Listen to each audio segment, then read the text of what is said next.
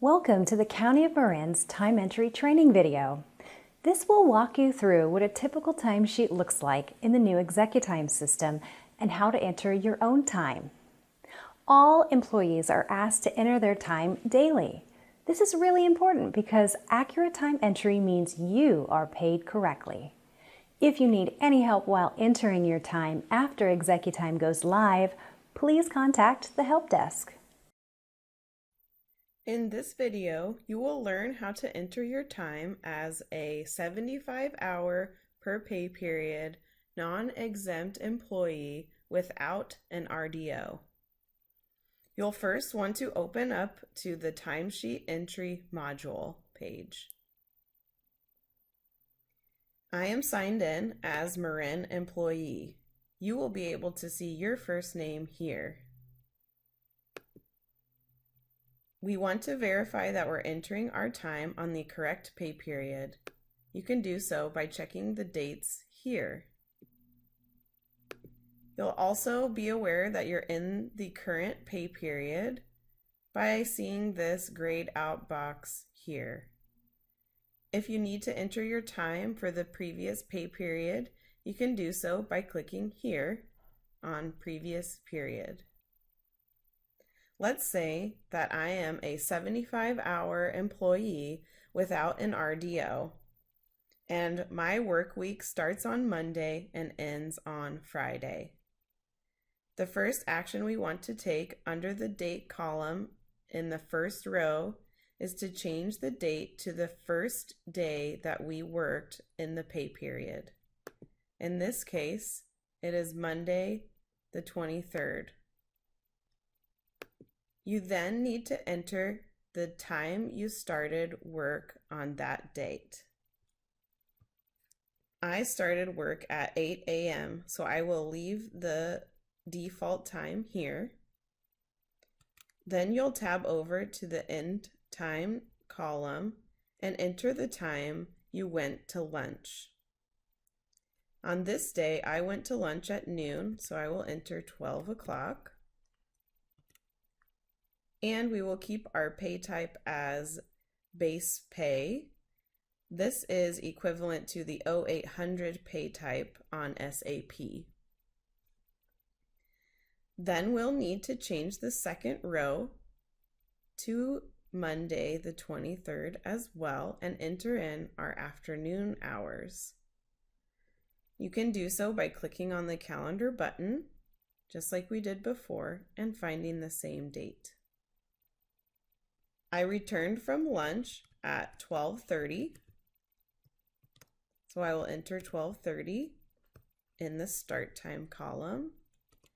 And I left work at 4 p.m. In this case, we have to use the 24-hour clock. 4 p.m. is 1600. Please note that we will have a separate video if you need help on the 24-hour clock times. There is my 7.5 hours for Monday. You'll notice that a yellow ribbon populates. This just means that the rows have not been saved.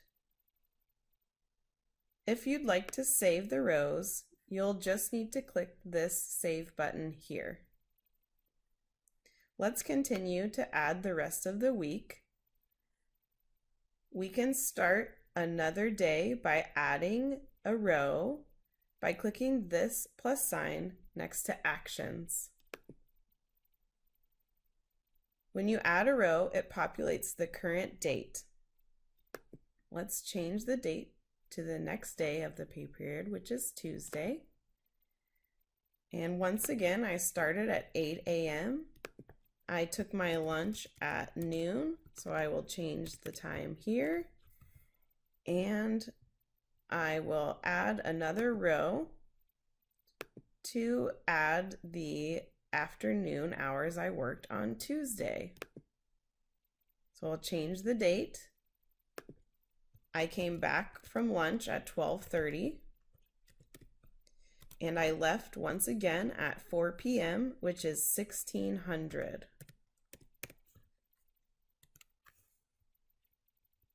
An easier way to finish the rest of your work week is to copy a row.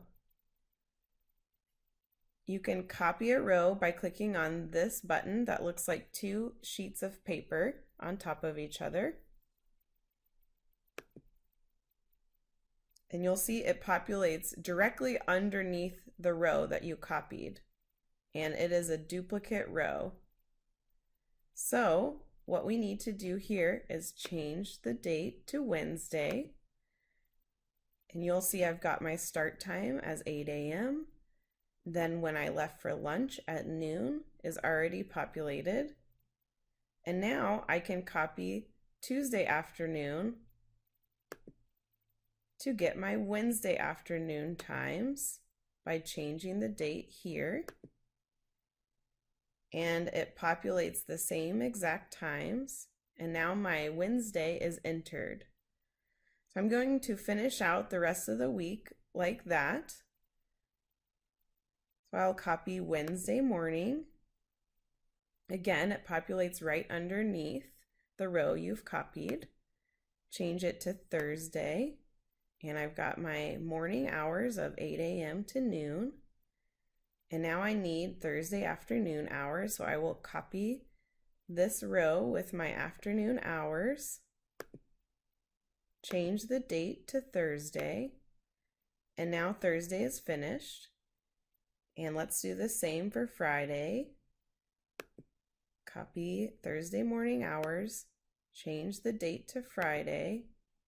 I've got 8 a.m. to noon, and now copy Thursday afternoon hours and change the date to Friday. And now the first week of my pay period is set. Now let's say on the Monday of the next week I was sick. So I'm going to add a row. You'll see it populates at the bottom, and it populates with the current date. And once it's populated, you'll make sure you're on the correct date, and then change your pay type to the correct pay type you want to use. You'll be able to see several different types of pay here, and you will only see the types of pay that you are eligible to use. So in this case, I was sick, so I'm going to click on the sick time. You'll be prompted to continue if you want to change the pay code. So it says changing to this pay code will reset the time and duration information and require you to enter it again. Are you sure you want to continue? Yes, we do. You'll see here after we click yes that it doesn't allow you to enter an end time and opens up the duration box because for benefit hours we will only be entering the duration of hours we are using. In this case, I work a 7.5 hour day, so I need to take 7.5 hours of sick time.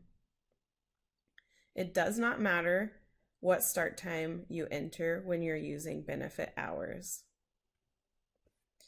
Luckily, I was able to come back to work on Tuesday. So what I'm going to do now is copy my Tuesday morning hours and change it to the next Tuesday. And there we go, I'm all set with my morning hours. And now I need to add the afternoon hours, and I will do that by copying Tuesday afternoon hours, changing the date to the correct Tuesday, and I will do so for the rest of the week by copying the rows and finding the correct date. And now that I've entered all my hours for the pay period, I need to save. So I'm going to do so by clicking save. And we'll be prompted to confirm that we want to save. And yes, we do. You'll see that the yellow ribbons have disappeared once your page is fully loaded. And now, to double check our time, we will go to Time Card Inquiry to make sure we've entered all 75 hours. Here you can see our regular hours were 67.5, and then I've got 7.5 of benefit hours, which is the sick day I had to take, and then the total of 75 hours, which is exactly what we want to see. You'll be able to scroll down and double check if you need to make any changes. You can double check your benefit hours here. And lastly, we will go to the time approval module.